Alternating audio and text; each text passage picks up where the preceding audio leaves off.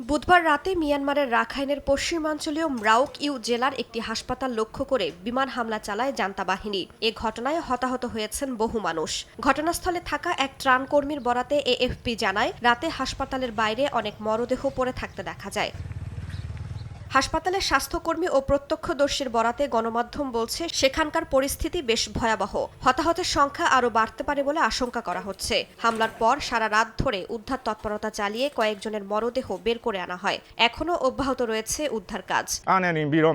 হামলায় সন্ত্রাস ও নিষ্ঠুরতা ছাড়িয়ে গেছে। দুর্বল হয়ে পড়া সামরিক কাউন্সিলের গণতন্ত্রের প্রতি কোনো সম্মান নেই। জান্তা সরকারের পতন যত কাছে আসছে, তাদের বর্বরতার মাত্রা ততই বাড়ছে। এই মাসের ২৮ তারিখ নির্বাচন করার ঘোষণা দিলেও তারা নির্মমভাবে মানুষ হত্যা করছে। এই সামরিক কাউন্সিল সম্পর্কে আমার সত্যিই আর কোনো কথা বলার নেই। গেল সপ্তাহেই সাগাইয়ে একটি চায়ের দোকানে জান্তা বাহিনীর হামলায় অন্তত ১৮ জন নিহত হন। মিয়ানমারের সামরিক পর্যবেক্ষকরা বলছেন, ২০২১ সালে অভ্যুত্থানের মাধ্যমে জান্তা বাহিনী ক্ষমতা দখলের পর থেকে চলমান গৃহযুদ্ধে প্রতি বছর বিমান হামলার সংখ্যা বেড়েছে। দেশটিতে চলতি মাসেই জাতীয় নির্বাচন অনুষ্ঠিত হওয়ার কথা। বিশ্লেষকদের মতে, নির্বাচনের আগে বিদ্রোহীদের নিয়ন্ত্রণে থাকা অঞ্চল পুনর্দখলে ব্যাপক অভিযান চালাচ্ছে সামরিক বাহিনী। রাইসা জান্নাত, সময় সংবাদ।